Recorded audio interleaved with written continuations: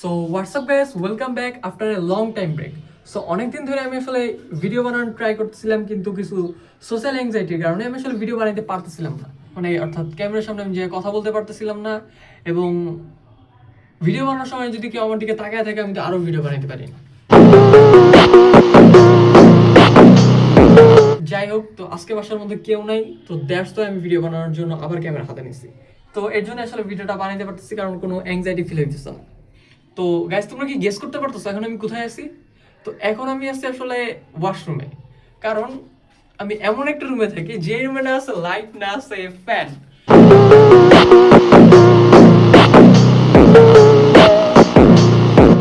তো আজকে যেটা আমি দেখাবো, আজকে পৃথিবীর one of the biggest washroom দেখাবো তোমাদের, যেটা আমার নিজেরই রুম। তো এই রুমে একটা স্পেশাল একটা ফিচার রয়েছে, যেই রুমের মধ্যে লাইটও নাই, ফ্যানও নাই।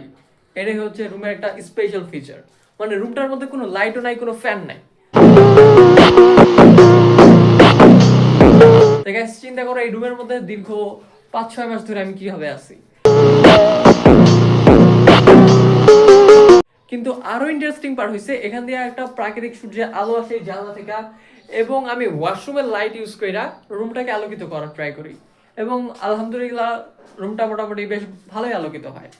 তো আরো ইন্টারেস্টিং পার্ট হইছে গিয়া, এই ওয়াশরুম যে আছে, এই ওয়াশরুমের একটা ফিচার আছে যে ওয়াশরুমের মধ্যে অফুরন্ত পানি নাই, মানে যখন ইচ্ছা তখনই পানি ব্যবহার করা যায় না।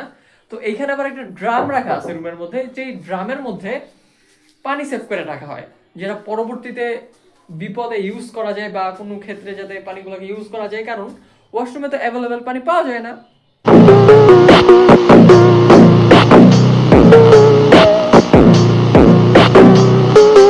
সো এই রুমের মধ্যে আসলে তেমন আর কোনো ইন্টারেস্টিং কোনো ফিচার নেই। তো যদিও পুরো ফ্ল্যাটের রিভিউটা আমি তোমাদের দিতে পারতেছি না, এই ভেরি সুন যদি এই ভিডিওর মধ্যে 10টা লাইক আসে, তো ভেরি সুন আমি আমার পুরো ফ্ল্যাটের ভিডিওটা আপলোড করব।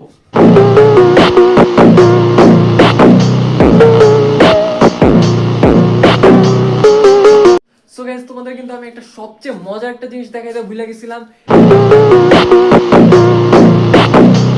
এই রুমের মধ্যে কিন্তু একটা অনেক বড় একটা গুহা আছে, যেই গুহা থেকে তুমি যদি যাইতে থাকো এই রুমে একটা টেবিল আছে, পড়ার টেবিল। দীর্ঘ 5-6 বছর ধরে এই টেবিলটা আমার সাথে ছিল, যে টেবিলটা আসলে আমাকে ফাইনালি যে ব্যর্থ মানাইছে অ্যাডমিশন যুদ্ধে।